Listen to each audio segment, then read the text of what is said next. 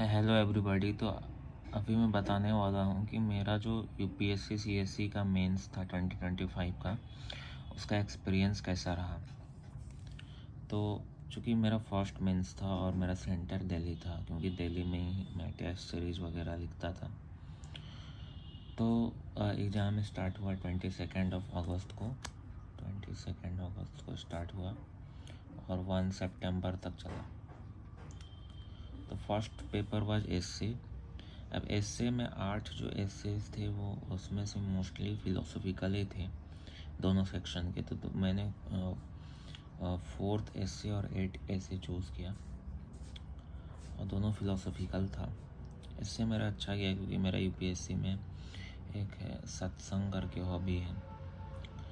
तो चूँकि मैथोलॉजीज़ पे मेरा कमांड था तो एसए अच्छा गया। जीएस वन में मेरा एक क्वेश्चन छूट गया 15 मार्क्स का, क्योंकि फर्स्ट पेपर था and I was trying to maintain the quality initially. So initially 10 to 12 question बहुत अच्छे लिखे। उसके बाद लास्ट के 15 मार्कर लिखा, बट एक क्वेश्चन के लिए टाइम नहीं मिला। तो ये आता भी नहीं था मेरे को, तो लास्ट ले रखा था।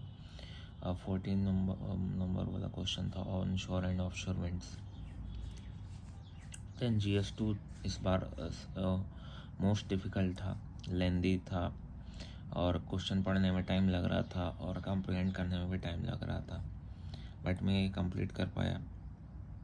GS3 पिछले सालों के कंपेयर में इजी था।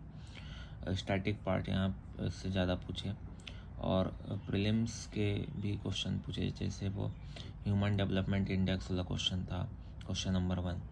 तो GS3 में अगर आपका बेसिक कंटेंट अच्छा है और जो लो हैंगिंग फ्रूट्स है, एग्रीकल्चर, इंटरनल सिक्योरिटी, एनवायरनमेंट, इन पे अच्छा ग्रिप है, तो GS3 हो जाता है। GS4 जो था वो मेरा स्ट्रॉन्ग पार्ट है एथिक्स का, और मेरा अच्छा भी ये पेपर हुआ।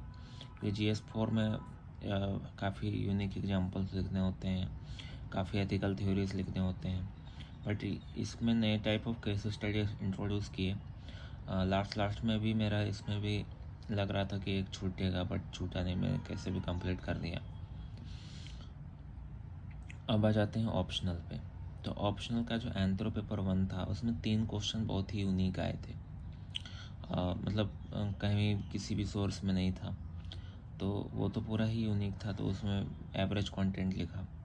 और एंथ्रो 2 जो था, एंथ्रो पेपर 2, वो डुएबल था, PYQ बेस्ड था मोस्टली। तो ओवरऑल मैं बोलूँ तो मेंस बहुत ज़्यादा टायरिंग एक्सपीरियंस था। बहुत थकान होती है, और अगर आपका मेंस के टाइम पे हेल्थ बहुत मैटर करता है। अगर फीवर वगैरह हो गया तो सस्टेन करना बहुत मुश्किल है, फीवर या कुछ भी। तो अपना हेल्थ का ध्यान रखना होता है इस टाइम पे। But overall good experience. अब देखते हैं क्या होता है आगे।